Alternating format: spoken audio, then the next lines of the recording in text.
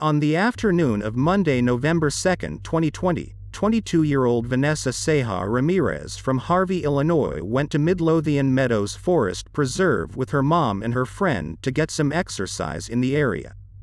Her mom and friend reported that Vanessa seemed to get tired and headed back to wait at the car without them. Vanessa was not waiting by the car when they got back, and her family never saw her again. Vanessa Ceja-Ramirez was reported missing, and 2 days later, in the afternoon of Thursday the 4th of November 2020, her body was found in the Midlothian Meadows Forest Preserve on 15,300 S. Pulaski Road near Midlothian. Vanessa had been murdered. She had been strangled, beaten, raped and partially burned. The autopsy confirmed her cause of death was by asphyxiation from ligature strangulation. It was also mentioned in the media that after she was already reported missing, her phone pinged 3 miles away from the Midlothian Meadows Forest Preserve at the Manchester Court Apartments complex in Oak Forest, Illinois. The community really hoping that this killer is tracked down after a woman missing from the forest preserve is found strangled and burned. It's scary. It's extremely frightening. Kelly Rapp was here Wednesday with a search team hoping to find 22-year-old Vanessa Ceja-Ramirez alive and well. It was just weighing on me the night that I heard about it. Missing since Monday. This is the flyer that was circulated on social media after the 22-year-old was last seen in the Midlothian Meadows Forest Preserve. She was here with her mother and a friend. They say she got tired and said she'd meet them back at the car. The family called police. Some of her clothes were found, but no signs of the Harvey resident. 3 miles away, after she was already missing, her phone pinged in the 147th block of Central Avenue at this apartment complex in Oak Forest. A 30-person volunteer search team from the area went looking through the brush and uncovered Vanessa's remains while her family was still on scene. I wanted to bring her home, you know. It wasn't the outcome that we wanted. The Cook County medical examiner says Vanessa died from being strangled, and her death was beyond gruesome. She was beat, partially burnt. Community activist Andrew Holmes passed out reward flyers in the area, hoping someone will come forward. There's a $2,000 reward up right now that we can possibly, hopefully somebody give us a call at 1-800-YOU-TELL-US. If you know anything about this gruesome murder, don't hesitate to call the Cook County Sheriff's Department. From Midlothian, Tia Ewing, Fox 32 News.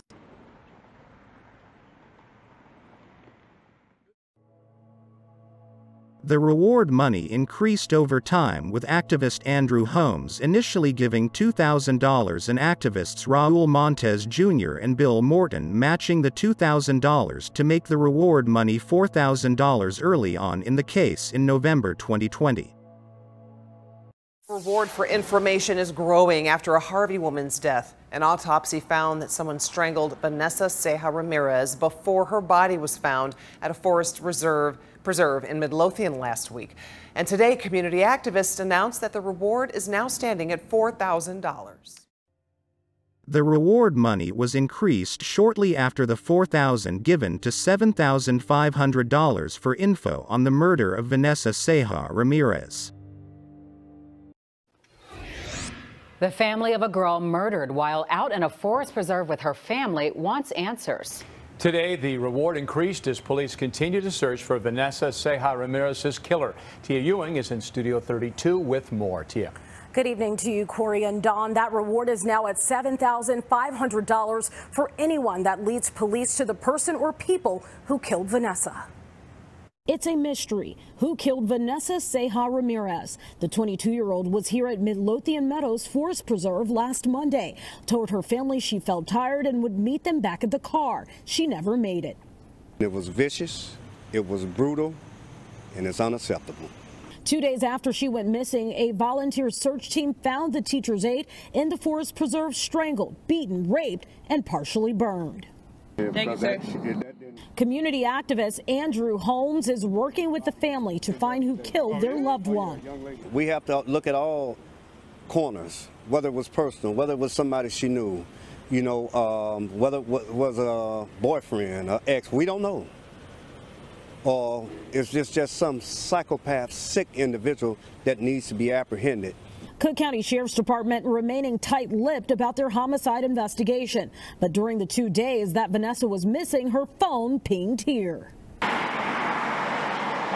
To this Oak Forest apartment complex in the 147th block of Central Avenue.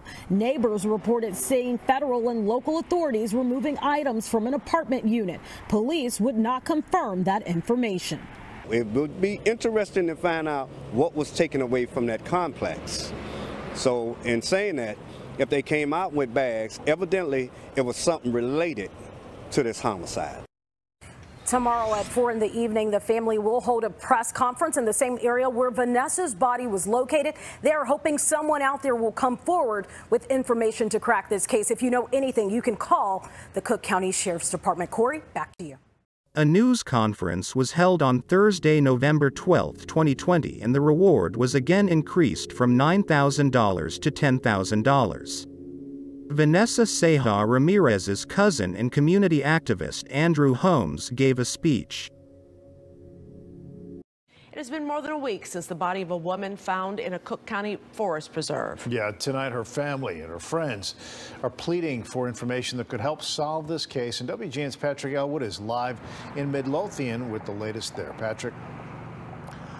Good evening to you guys once again. A very emotional gathering here this evening in Midlothian as the stakes kind of go up a little bit here in terms of the investigation. There is now a $10,000 reward being offered for the arrest and the conviction of the killer or perhaps even killers. These flowers are a symbol of Vanessa. She was a rose, she was a flower, and she was a queen. Keeping her spirit alive while the search is on for her killer. Vanessa Ceja-Ramirez's body was found in the Midlothian Meadows Forest Preserve last Wednesday. She disappeared the previous Monday when she left her mom, who finished jogging the 3-mile path.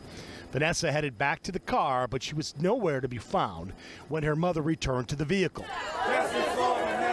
Tonight, her family and friends gathered at that same place. There are few leads in the case, though, as the Cook County Sheriff's Police investigate. Her cousin, who spoke on behalf of the many family and friends who were here, says they will not stop until justice is served. For the person that did this heinous crime, if you are listening to this, you are a coward, lowlife, and truly are the scum of the earth. For what you have done. You have no place in society.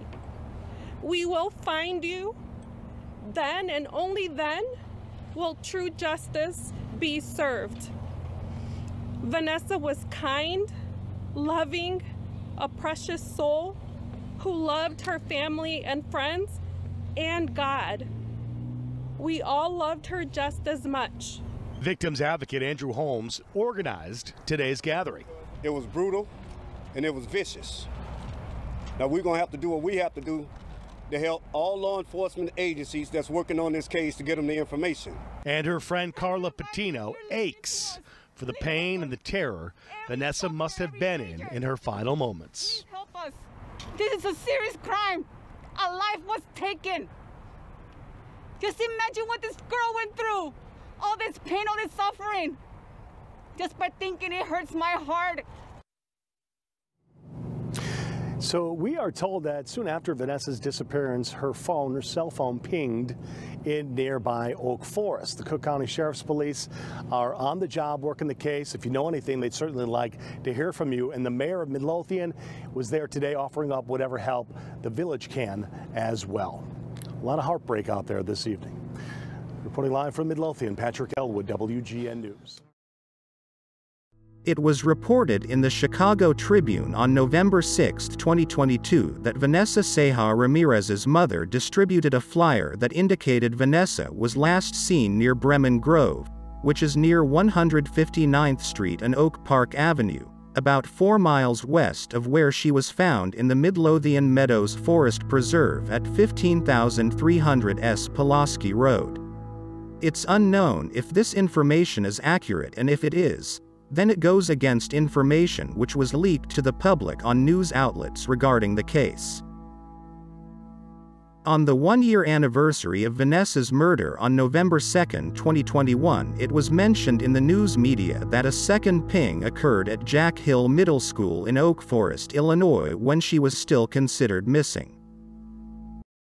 Now, an NBC5 Investigates exclusive. The family of a 22-year-old Harvey woman murdered 1 year ago this week is speaking out. You'll remember this story. Vanessa Ceja-Ramirez was walking with her mom in a Cook County forest preserve when she disappeared. Her body was found a few days later. Tonight, NBC5's Rob Stafford has the latest on a murder mystery that has devastated this family. I'm talking to you because I don't want people to forget about what happened to Vanessa. Happy birthday, Vanessa Ceja-Ramirez would have just turned 23 in September. Her extended family would have celebrated like they had so many times before. Her godmother, Carolina Abrams, misses those moments every day. She liked to dance, and our family gatherings, for the most part, end up in some type of dancing, and Vanessa would be right there dancing with us. Vanessa loved to play soccer, was devoted to her church youth group. She was a teacher's aide at Lincoln Elementary in Dixmoor, on her way to college to study education. She and her mother were very close. 1 year ago, on the afternoon of November 2nd, Vanessa, her mother, and a family friend drove here to Midlothian Meadow Forest Preserve to get some exercise before going to church. They parked in the parking lot and walked down the trail for about 20 minutes. Vanessa seemed to get tired and headed back to the car to wait. They never saw her again.